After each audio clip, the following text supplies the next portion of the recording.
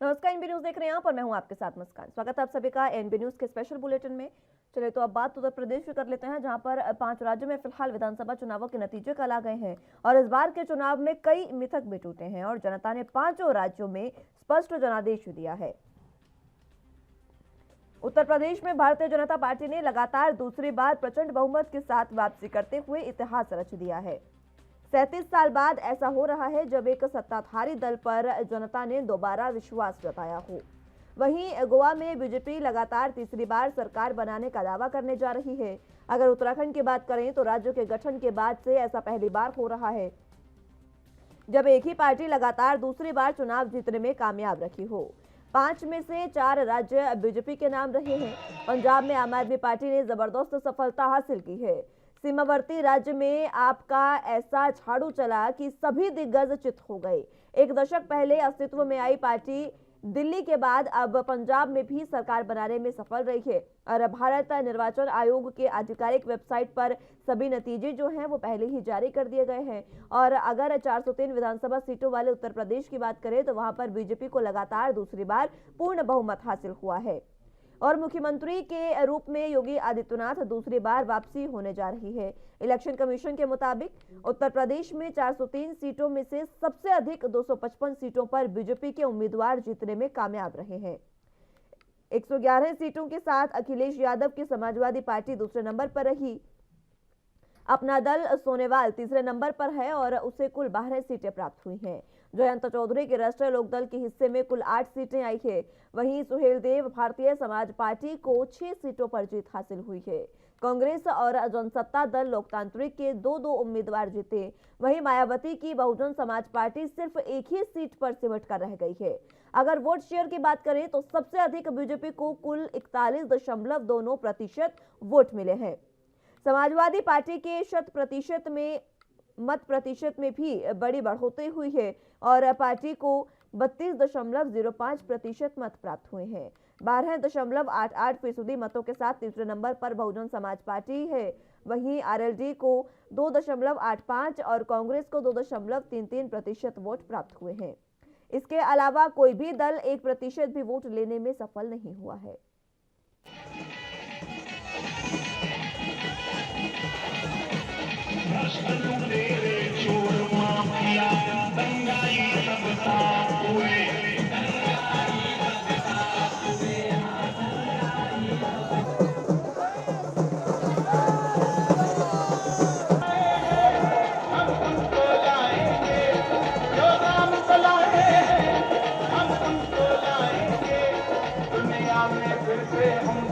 दुनिया में फिर से हम भगवा लहराएंगे, यूपी में फिर से हम भगवा लहराएंगे, यूपी में फिर से हम भगवा लहराएंगे।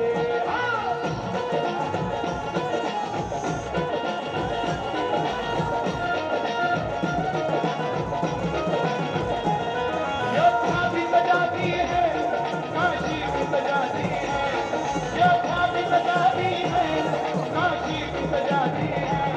मेरे श्याम कृपा कर दो, घनश्याम कृपा कर दो, मथुरा भी सजाएंगे, घनश्याम कृपा कर दो, मथुरा भी सजाएंगे, यूपी में फिर से हम भगवा लहराएंगे।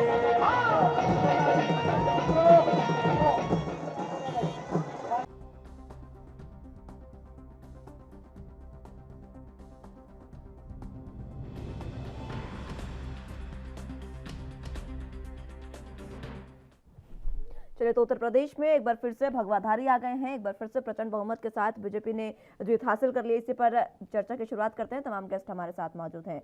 निशांत ठाकुर जी हमारे साथ नेता समाजवादी पार्टी से मौजूद हैं और इसी के साथ आरबी उपाध्याय जी हमारे साथ बतौर राजनीतिक विश्लेषक मौजूद हैं और देशबंधु दीक्षित जी हमारे साथ नेता बीजेपी से मौजूद हैं। आप सभी का बहुत स्वागत है एनबी न्यूज पर। सबसे पहले दीक्षित साहब, आपको बहुत बहुत बधाई। भगवाधारी एक बार फिर से आ गए हैं उत्तर प्रदेश में।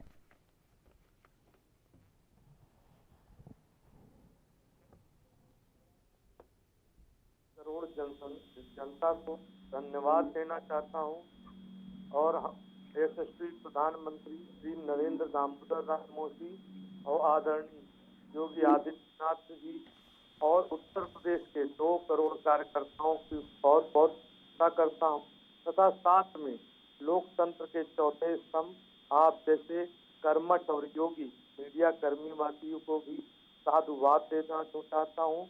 ये जनता जनार्दन का आशीर्वाद है जो हमें मिला है।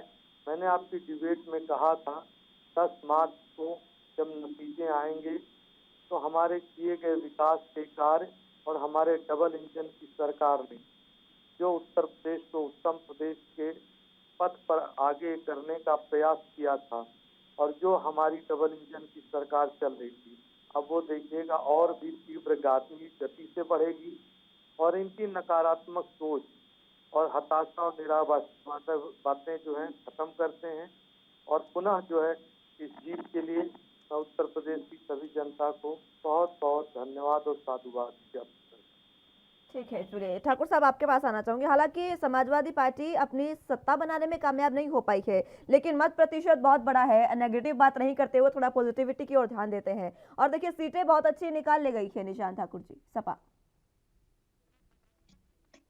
पार्टी के प्रत्येक कार्यकर्ता को इतने बहुमत के आधार पर इतनी सारी सीट बढ़ाकर इन्होंने दिखा दिया उत्तर प्रदेश में सत्ताधीन समाज भारतीय जनता पार्टी को कि भारतीय जनता पार्टी की जीत का रथ समाजवादी पार्टी रोक सकती है, जिसमें वोटिंग पोल हम लोगों का बढ़ा है और विधायकों की संख्या हमारी बढ़ी है।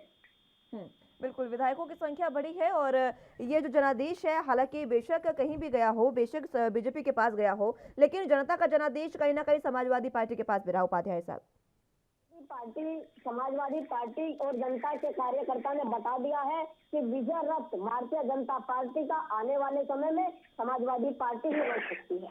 ठीक है, उपाध्याय साहब जी,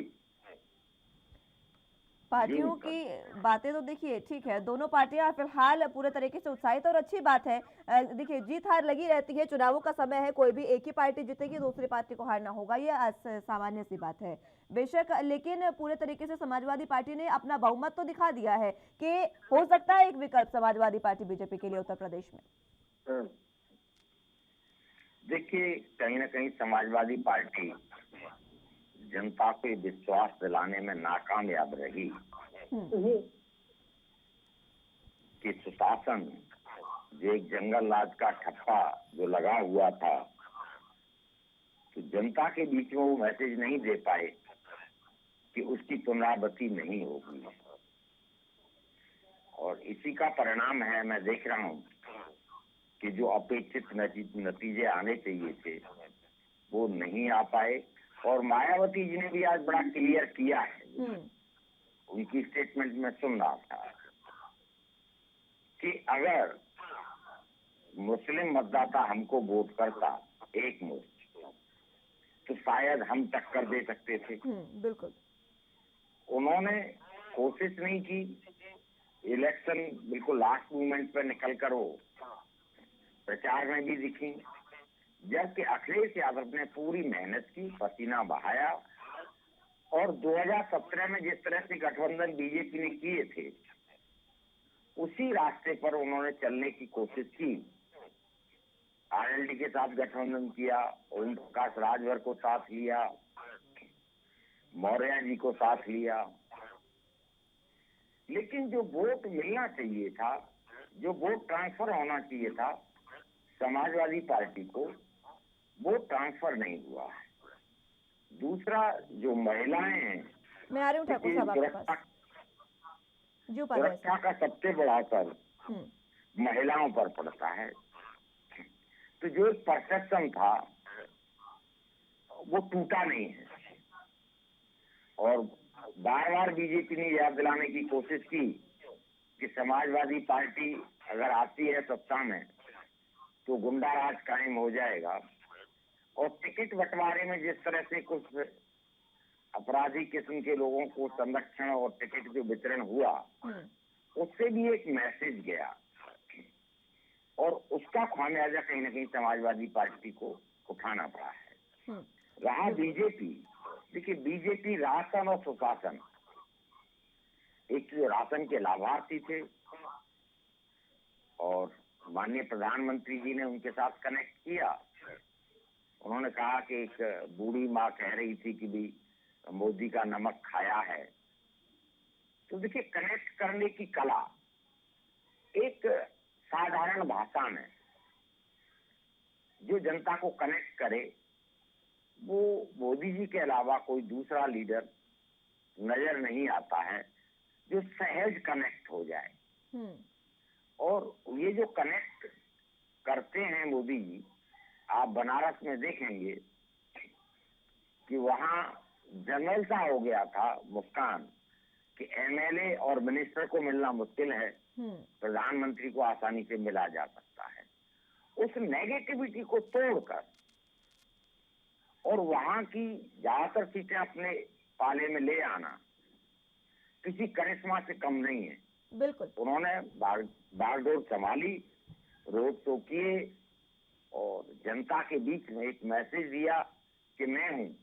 तो वोट कहीं न कहीं प्रधानमंत्री मोदी के नाम पर लोगों ने वहां किया। वोट प्रधानमंत्री नरेंद्र मोदी के नाम पर लोगों ने किया। लेकिन एक बात आपने बहुत वाजिब सी कही उपाध्याय साहब, और इसको सपा को इस पर गौर करने की जरूरत है ठाकुर साहब, क्योंकि देखिए कहा उपाध्याय साहब ने कि अगर वहां के कोई भी क्षेत्र है, वहां के एमएलए एमएलसी से मिलना अगर मुश्किल है और सीधा प्रधानमंत्री से मिला जाता है, तो कनेक्ट करना किसे कहते हैं, ये आपको प्रधानमंत्री से सीखना चाहिए। अगले 5 साल आपके हैं, 127 जो आपको सीटें मिली है, वहां पर 125 माफ कीजिएगा, वहां पर अगले 5 साल आपके हैं। देखिए, उत्तर प्रदेश के और राष्ट्रीय लेवल के एक ही नेता माननीय अखिलेश यादव देश के ऐसे नेता हैं जो देश की धरोहर खादर पहनते हैं, ठीक है। और रही बात जनता से मिलने की, तो समाजवादी पार्टी कार्यकर्ता हो या कोई भी जनता का कार्यकर्ता हो या जनसेवक हो, हर व्यक्ति से माननीय अखिलेश यादव मिलते हैं। रही बात ये जनता तक नहीं पहुंच पाए, अगर बात में ना करूं इन बातों की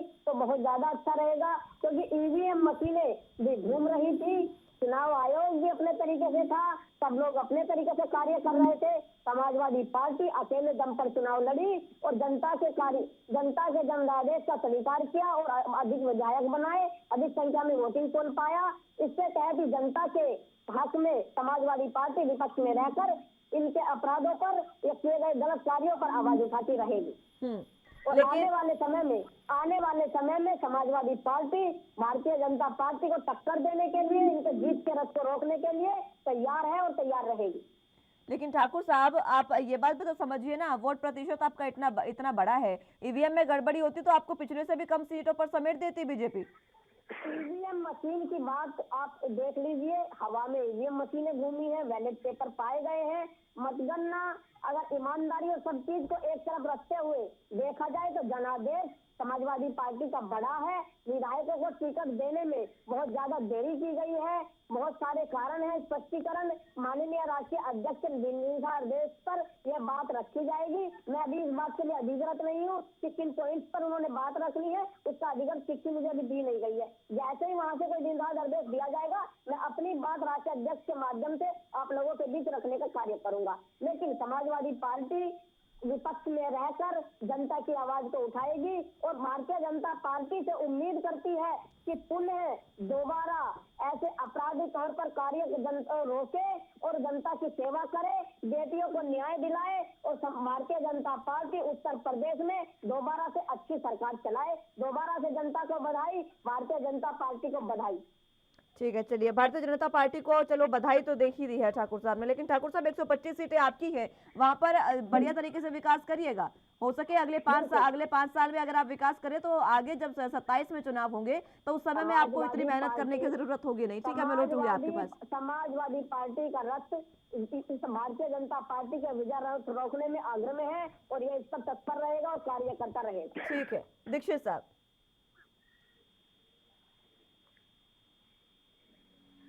हेलो जी दीक्षित साहब, अपनी बात रखें।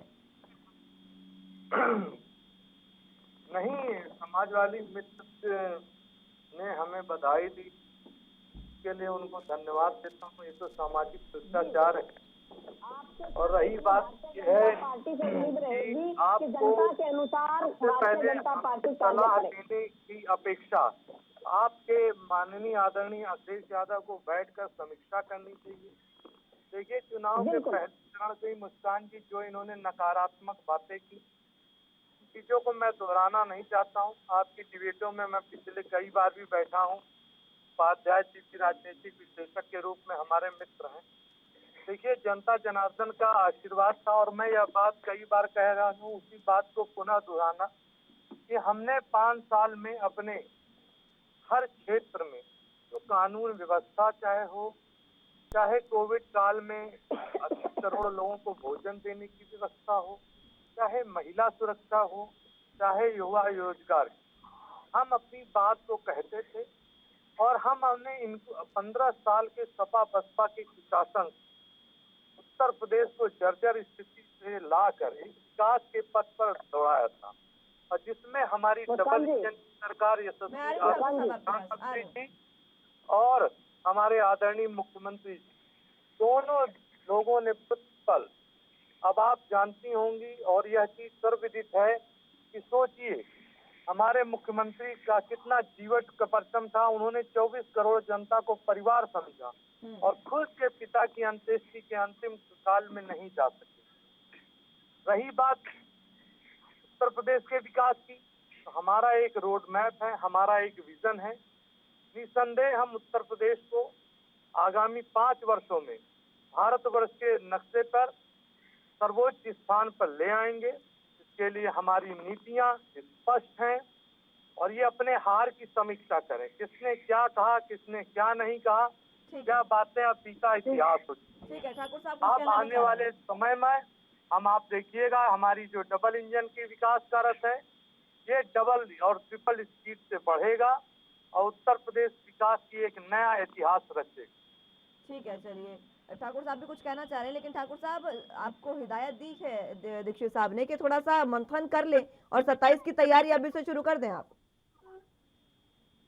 मंथन की भारतीय जनता पार्टी के साथी को बताने की आवश्यकता नहीं है। मंथन समाजवादी पार्टी करेगी और राष्ट्रीय अध्यक्ष के निर्देशों पर समाजवादी पार्टी का प्रत्येक कार्यकर्ता भारतीय जनता पार्टी, अगर आप मेरे बात को सुनिएगा, अगर जनता पर कृत्य करेगी, पुनः सरकार की तरह चलाएगी तो उसका विरोध करने के लिए समाजवादी पार्टी विपक्ष में कड़े स्तर से खड़ी रहेगी। आने वाले विधानसभा और लोकसभा चुनाव के लिए स्थिति मजबूत है। आप देख लीजिए, विधायक भी बड़े हैं और जनता का जो आशीर्वाद भी बड़ा है। इसके तहत ही भारतीय जनता पार्टी से उम्मीद करेगी कि जनता के अनुसार ही भारतीय जनता पार्टी की सरकार चले। ठीक है, जनता से उम्मीद करेंगे कि जनता के अनुसार सरकार चले। लेकिन ठाकुर साहब देखिए, सबसे अहम बात यह है कि उन्होंने कहा खैर आपको कि मंथन की जरूरत है, लेकिन विपक्ष में इस बार कड़ी टक्कर दे रहे हैं। आप विपक्ष में मजबूत विपक्ष के रूप में उभरे हैं, तो उसके लिए तो आपको खुश होना चाहिए। कोई बात नहीं, सरकार आई नहीं आई, हार जीत लगी रहती है, लेकिन मुख्य विपक्षी रूप में उभरे आप। अब जनता के जो मुद्दे हैं विधानसभा में आपको उठाने हैं। बिल्कुल बिल्कुल, समाजवादी पार्टी जनता के पुनः भी हम लोग विपक्ष, पहले भी विपक्ष में रहे, जनता ने नकारा था और इस बार भी विपक्ष में रहने का मौका मिला। विपक्ष में कड़े स्तर से रहेंगे। विधानसभा में समाजवादी पार्टी जिस पर भी अत्याचार होगा उसके प्रति संवेदना व्यक्त करेगी और इनके कड़े विरोध गलत कार्यों पर समाजवादी विधानसभा से लगाकर जनता के एक दरबार तक खड़ी रहेगी। चलिए ठीक है, उपाध्याय साहब, ठाकुर साहब कह रहे हैं कि बीजेपी से खैर उन्होंने अपील की है कि जनता के अनुसार ही सरकार चले और वो कह रहे हैं कि समाजवादी पार्टी खड़ी रहेगी। किस तरीके से समाजवादी पार्टी को मंथन की जरूरत है, जिस तरीके से दीक्षित साहब कह रहे हैं, क्या आपको भी ऐसा लगता है? जी देखिए, डेफिनेटली मंथन करना होगा। और एक और चीज है मुस्कान, कि अब पार्ट टाइम जॉब नहीं रह गया है राजनीति। राजनीति पूरा टाइम मांगती है और बीजेपी, देखिए समाजवादी पार्टी और बीएसपी 4 साल अगर ये उसी तरीके से जो आज ठाकुर साहब कह रहे हैं पसीना बहाते, जनता जहां परेशान थी वहां खड़े नजर आते, तो परिदृश्य बदलता हुआ नजर आता। समाजवादी पार्टी और बीएसपी या कांग्रेस सिर्फ इलेक्शन से कुछ समय पहले आकर आप सोचें कि भी इलेक्शन जीत लिया जाएगा, वो संभव नहीं है। देखिए महंगाई, देखिए महंगाई इतना बड़ा मुद्दा था, लेकिन विपक्ष उस मुद्दे को नहीं बुना पाया और कोई जोरदार प्रदर्शन बेरोजगारी के खिलाफ, महंगाई के खिलाफ। देखिए बीजेपी से सीखना चाहिए बीजेपी जब गैस सिलेंडर के पैसे बढ़ जाते थे तो सर पर सिलेंडर रखकर चौराहे पर खड़े हो जाते थे बीजेपी के कार्यकर्ता। बिल्कुल। तो आज विपक्ष में वो ताकत नहीं दिख रही है जो एक धार होनी चाहिए विपक्ष की, वो धार नहीं है। और उसी का परिणाम है कि देखिए जनता विकल्प तलाशती है बदलाव के लिए, और बदलाव के लिए विकल्प भी भरोसेमंद।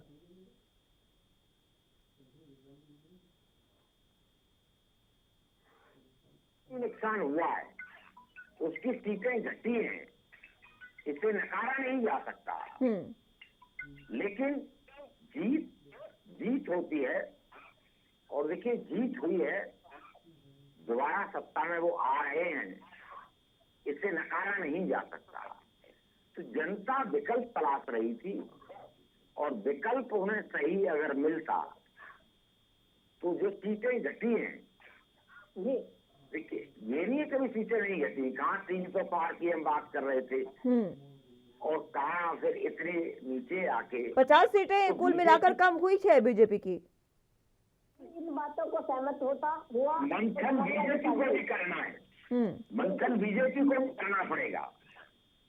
देखिए 2024 अभी लोकसभा का इलेक्शन आ जाएगा, उससे पहले बीजेपी को भी मंथन करके और अपने आप को मजबूत करना होगा, जिससे एक अच्छे परिणाम कहीं न कहीं देखने को मिले। और समाजवादी पार्टी को देखिए विपक्ष के नाते सरकार को मजबूर करना होगा, बिल्कुल सर। कि जनहित।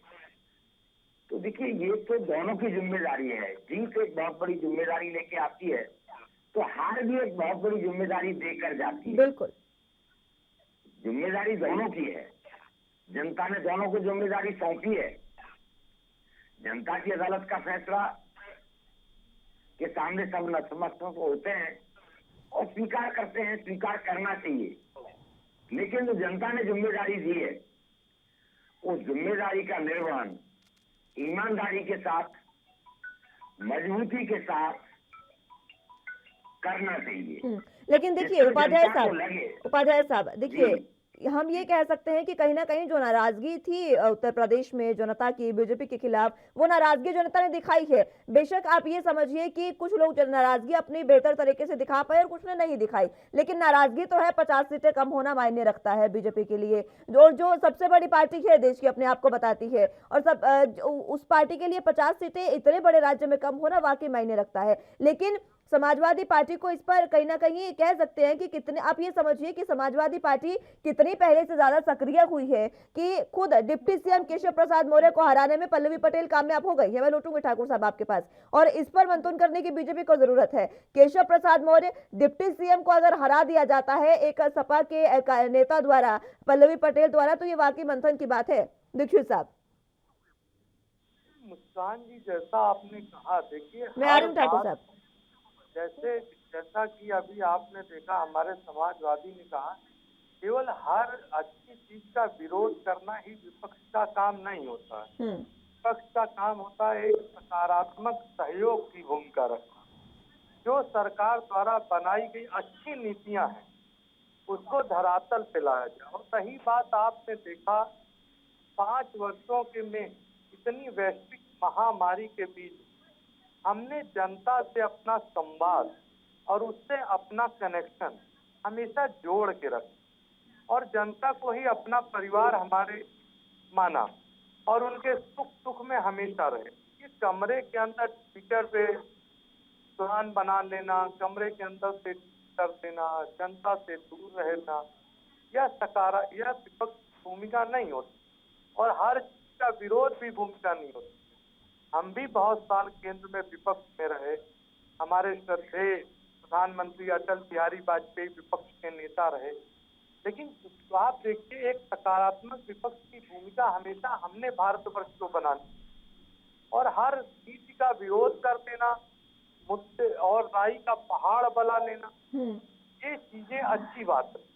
और जो मुस्कान की आपने कहा कि हमारे उप मुख्यमंत्री केशव प्रसाद मौर्य की हार का है, तो अभी तो सभी जो विजय श्री प्राप्त प्रत्याशी हैं उनको मेरी बधाइयाँ। हम उस पर भी बैठकर समीक्षा करेंगे कि क्या कारणात रहे, और इसके बारे में अभी तक कोई टिप्पणी नहीं कर सकता हूं, क्योंकि अभी मैं भी चुनाव में रहा, आप सब भी चुनाव में रहे, और करना भी उचित नहीं होगा। लेकिन फिलहाल ये जानते हैं कि हमारे सरकार की, केंद्र की और प्रदेश की, दोनों की सरकार की नीतियां स्पष्ट है। हम सुशासन पे और सबका साथ, सबका विकास और सबका विश्वास, जो हमारी पार्टी का मूल उद्देश्य है, उसी पथ पर आगे बढ़ेंगे। और सभी वर्गों का, चाहे हिंदू हो चाहे मुस्लिम हो, इन्होंने अपना आशीर्वाद दिया है, उनकी सभी उम्मीदों पर खरा उतरना और उत्तर प्रदेश को एक अच्छा प्रदेश बनाने की दिशा में अग्रसर करना, इस मार्ग पर चले। ठीक है, चलिए, इस पर टिप्पणी करना उचित नहीं समझा उन्होंने और कहा है कि हम जनता के जो जनादेश है उसका अनुसरण करेंगे। ठाकुर साहब, यही उम्मीद भारतीय जनता पार्टी से की जा सकती है। अगर उपचुनाव के अनुसार पहले उपचुनाव में देखा जाए और अन्य उपचुनाव में देखा जाए, दूसरे चुनाव में देखा जाए, तो भारतीय जनता पार्टी ने बहुत सारे ऐसे कार्य किए हैं जिनसे जनता परेशान हो गई थी। यही कारण है कि समाजवादी पार्टी का विजय रथ आगे तेजी से बढ़ता रहा। आने वाले चुनाव में समाजवादी पार्टी भारतीय जनता पार्टी का विजय रथ रोकने में कामयाब होगी। लेकिन ये इन लोगों से उम्मीद दोबारा से यही समाजवादी पार्टी करेगी, जैसे कि कई सारे बेटियों पे अपराध में केस हुए थे, वो केस नई सरकार में ना हो। कई सारे इंस्पेक्टर मारे गए थे, पुलिस पर अभद्रता हुई थी, पुलिस के साथ ये ना हो, मीडिया के साथ अभद्रता की गई थी, वो ना हो। कुल मिलाकर भारतीय जनता पार्टी की नई सरकार से यही उम्मीद की जाएगी कि पुरानी सरकार के अनुसार ये सरकार ना चलाए, सब लोगों को एक साथ रखे, उनका दुख दर्द समझे और दुख दर्द समझते हुए भारतीय जनता पार्टी सत्ता को अपने और जनता के अनुसार चलाए। सत्ता को अपने और जनता के अनुसार चलाए, ये अपील बार बार कर रहे हैं उपाध्याय साहब, ठाकुर साहब। लेकिन क्या लगता है, क्या इस बार जो बीजेपी है वो पूरे तरीके से पिछले कार्यकाल से बेहतर अपना कार्यकाल दे पाएगी जनता को? देखिए, बीजेपी भी अच्छा करने की कोशिश करेगी, अपना आत्ममंथन करके जो कमियां रह गई हैं। और माननीय प्रधानमंत्री जी ने रैली में कहा कि संबोधन में कि हाँ भाई आवारा पशुओं का मामला था, तो उन्होंने कहा हम कोई अच्छी योजना लेके आएंगे। तो जहाँ समस्याएं हैं वहाँ निराकरण भी है। और मैं समझता हूँ कि बीजेपी का जो सीटें कम हुई हैं, तो जनता की जो नाराजगी है, जिन क्षेत्रों में जनता की जो एक्सपेक्टेशन है, और देखिए जनता मांगती क्या है। मुस्कान बड़ा सिंपल सा है, पानी, बिजली, शिक्षा, स्वास्थ्य और रोजगार। इसके अलावा और क्या मुद्दे होते हैं। ये बात अलग है कि आजादी के इतने सालों बाद भी न स्वच्छ पानी मिल पाया, न हर आदमी के लिए चिकित्सा की व्यवस्था हो पाई। उदाहरण आप बुंदेलखंड दे सकते हैं उपाध्याय साहब, उदाहरण के लिए उत्तर प्रदेश का बुंदेलखंड जो है, बुंदेलखंड क्षेत्र जो है, उसका उदाहरण हम ले सकते हैं इसको लेकर। देखिए, उत्तर प्रदेश की यही खूबी है कि आप पश्चिमी उत्तर प्रदेश से पूर्वांचल तक जाएंगे तो भाषा और समस्याएं, मुद्दे अलग अलग क्षेत्र में अलग अलग प्राथमिकताएं रखते हैं। जैसे बुंदेलखंड में पानी की समस्या है तो है। अब वो इतने सालों बाद भी अगर हम उसका निराकरण नहीं कर पा रहे हैं, तो कहीं आत्ममंथन करने की जरूरत है। गांव का स्कूल आज भी टूटा पड़ा है। हम ऑनलाइन क्लासेस चला रहे हैं, जहाँ सिग्नल तक नहीं आते हैं, न वहाँ स्कूल में पानी है न बिजली है, वाईफाई की तो बात ही अलग है। तो इन सब परिस्थितियों में देखिए, विकास का जो असली पैरामीटर है मुस्कान, समाज के अंतिम व्यक्ति का विकास। और अंतिम व्यक्ति का विकास तब होगा जो आधारभूत ढांचा है। गांव का स्कूल सुधर जाएगा, गांव की सफाई, पानी, बिजली की व्यवस्था हो जाएगी, देश सुधर जाएगा। ये गांव एक इकाई है और सरकार उस इकाई को मानकर अगर काम करती है तो मैं समझता हूं कि अच्छे परिणाम आएंगे। तो सरकार भी कहीं न कहीं वचनबद्ध है और योगी जी को जो जनता ने जो दोबारा चुना है, तो मैं ये उम्मीद करता हूं कि जो कमियां रह गई हैं, देखिए कुछ तो राज्य सरकार के हाथ में होती है कि राज्य सरकार वहाँ अच्छा कर सकती है और कोई बंदोबस्त दे सकती है। कुछ चीजें राज्य सरकारों के हाथ में नहीं होती, वो सेंटर के हाथ में होती हैं। तो केंद्र में समझता हूं कि पूरी मदद करेगा, और माननीय प्रधानमंत्री जी ने कहा भी है कि भाई डबल इंजन की सरकार के जो बेनिफिट है वो उत्तर प्रदेश को मिले। उत्तर प्रदेश की जनता इतना सा चाहती है। और 2024 का जो इलेक्शन होगा लोकसभा का, देखिए उत्तर प्रदेश एक महत्वपूर्ण प्रदेश है, और उत्तर प्रदेश से होकर दिल्ली का रास्ता जाता है। बहुत सारे मिथकों को उत्तर प्रदेश की जनता ने तोड़ा है। मुझे तो कई बार बहुत हंसी आती थी कि नोएडा कोई आता नहीं था, चीफ मिनिस्टर आता ही नहीं था कभी, अगर हम नोएडा जाएंगे तो दोबारा मुख्यमंत्री नहीं बनेंगे। तो योगी जी ने बहुत सारे मिथकों को तोड़ा है। वो नोएडा आए, बाकायदा कई बार आए, और दोबारा मुख्यमंत्री चुने गए। तो ये सब चीजें, लेकिन जो जनता की जो मूलभूत आवश्यकताएं, समस्याएं हैं, मैं समझता हूं बीजेपी उन पर बहुत तेजी से काम करेगी। आवारा पशुओं का मामला है, उनका कोई बंदोबस्त करने की कोशिश करेगी, और पेट्रोल डीजल के दाम पहले ही आसमान छू रहे हैं और बढ़ने की संभावना है। तो किस तरीके से हम उनको कंट्रोल कर सकते हैं और जनता को कोई राहत दे सकते हैं, इस पर भी कोई अच्छा रोड मैप देखने को मिलेगा। और देखिए, विकास एक निरंतर प्रक्रिया है मुस्कान, ये निरंतर चलता रहता है, हमेशा विकास की गुंजाइश बनी रहती है। तो विकास ही एक पैरामीटर होना चाहिए। बिल्कुल, चलिए ठीक है, विकास की बात आई है तो बीजेपी के पास एक बार फिर से चल लेता है। दीक्षित साहब जरा बता दें, क्योंकि देखिए उपाध्याय साहब भी आपसे यही उम्मीद कर रहे हैं, और खुद ठाकुर साहब ने ये कहा, और जनता भी यही अपील कर रही है आपसे। यही उम्मीद अब जनता की है कि अगर दूसरी बार बीजेपी उत्तर प्रदेश में सत्ता में आई है तो पिछले कार्यकाल में जो काम नहीं हो पाए थे, जो जनता के मुद्दे नहीं सुलझ पाए थे, वो अब इस बार फिर से सुलझे। जिसमें से एक है बुंदेलखंड जो क्षेत्र है, वहां पर पानी की समस्या है। क्या उस समस्या को इस 5 साल में सोच लिया जाए कि बीजेपी सुलझा देगी? और कई ऐसी अन्य समस्याएं हैं जनता की।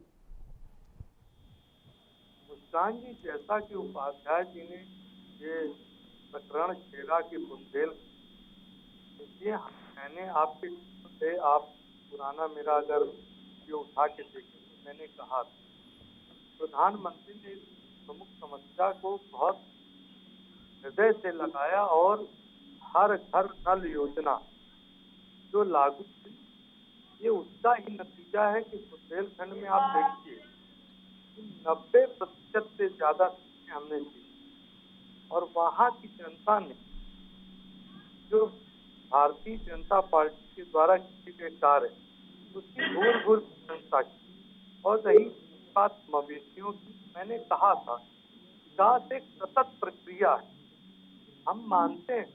और हमारा जो अभी समाजवादी मित्र ने कहा रोड मैप और विजन क्लियर है, सोच और सुधार और मंथन की जरूरत है कि इनकी कमियां कहाँ है, और हम विकास के पथ पे जाएंगे। और जनता जनार्दन के जो कार्य हमने पहले भी कहा था कि हमने जो कहा वो किया, और जो कहेंगे वो करें। और जो डबल इंजन की सरकार है, वो हमारी पार्टी के जो सर्वोच्च पद पर बैठे लोग हैं, वो ये उनकी सोच स्पष्ट है कि कोई भी ऐसी समस्या आए, और कठिन से कठिन विपदा में भी हमने देखिए भारत को निकाला। लेकिन हम अगर सकारात्मक भूमिका से चले, और मैं आपको कहता हूँ, देखिए सुधार की गुंजाइश हमेशा होती है, लेकिन एक सकारात्मक सोच होती है। और मैंने तो यही कहा ना, जैसी सृष्टि वैसी सृष्टि।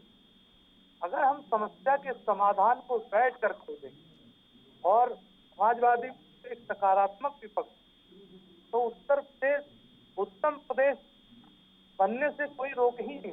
ठीक है, देखिए उत्तर प्रदेश को उत्तम प्रदेश बनने से कोई नहीं रोक सकता। आप विकास के काम करेंगे, विकास के आयाम स्थापित करेंगे उत्तर प्रदेश में, और अलग अलग तरीके से जनता को लुभाने की कोशिश तो देखिए करती है समाजवादी पार्टी, लेकिन जनता के विकास के काम करेंगे। लेकिन उम्मीद देखिए आपसे ये भी होगी कि विपक्ष को साथ लेकर चले, क्योंकि विपक्ष एक बहुत अच्छा चेहरा होता है राजनीति में। आप ये समझिए कि अगर सरकार को आईना दिखाना है तो सबसे ऊपर विपक्ष उसका काम करेगा। विपक्ष को साथ लेकर चलेंगे तो ज्यादा बेहतर होगा, क्योंकि देखिए एक कहते हैं ना कि एक से भले दो, वो बात जो होती है उस पर आपको कहीं ना कहीं इस बार मंथन करने की जरूरत है। ठाकुर साहब,